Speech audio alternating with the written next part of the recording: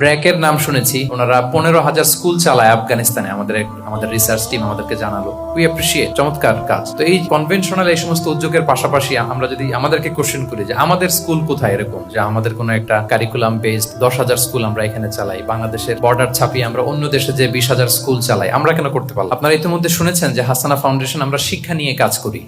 একটু একটু করে বিভিন্ন প্রজেক্ট আমরা পরিচালনা করছি। আমরা কিছু মক্তবের পাইলটিং করছি, আপনারা শুনে থাকবেন।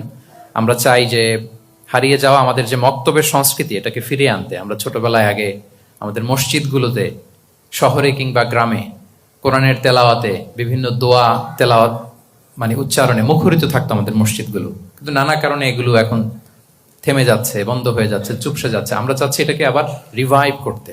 শুধু কোরআন শিক্ষার মধ্যেই না, আমরা চাচ্ছি একটা আলাদা আধুনিক মক্তবের জন্য একটা ডেডিকেটেড কারিকুলাম প্রণয়ন করতে, যেখানে কোরআন শিক্ষার পাশাপাশি নৈতিক মূল্যবোধ, যেখানে ভ্যালিউজ, মোরালিটি, এই বিষয়গুলো আমরা ইনক্লুড করব।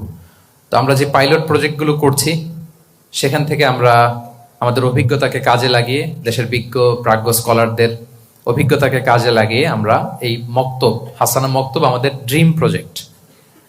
তো আমরা ব্র্যাকের নাম শুনেছি, ওনারা 15,000 স্কুল চালায় আফগানিস্তানে।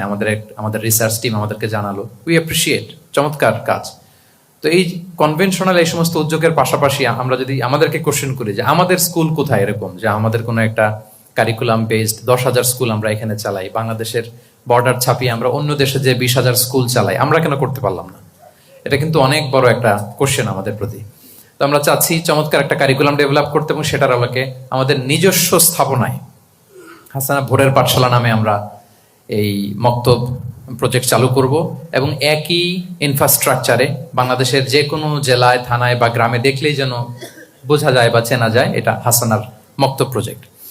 পাশাপাশি আপনারা শুনেছেন, এবং খুব সম্ভবত আমাদের ভিডিও ডকুমেন্টারিতেও ছিল, যে সুবিধাবঞ্চিত শিক্ষার্থীদের হাতে শিক্ষা উপকরণ পৌঁছে দেওয়ার একটা প্রজেক্ট আমাদের চলমান আছে। আমরা বগুড়াতে, দিনাজপুরে, বাগেরহাটে 3টি জেলায় 3টি প্রজেক্ট করেছি। আরও একটি জেলাতে আমাদের প্রজেক্ট চলমান আছে।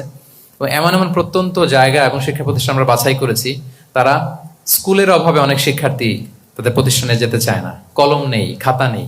তো পুরো 1 বছর যাতে তারা নির্বিঘ্নে পড়াশোনা চালিয়ে যেতে পারে, তাদের হাতে আমরা শিক্ষা উপকরণ তুলে দিয়েছি। এই প্রজেক্টগুলো আমাদের চলমান আছে।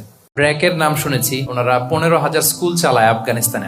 আমাদের রিসার্চ টিম আমাদেরকে জানালো। উই অ্যাপ্রিশিয়েট, চমৎকার কাজ। তো এই কনভেনশনাল এই সমস্ত উদ্যোগের পাশাপাশি আমরা যদি আমাদেরকে কোশ্চেন করি যে আমাদের স্কুল কোথায়, এরকম যে আমাদের কোনো একটা কারিকুলাম বেসড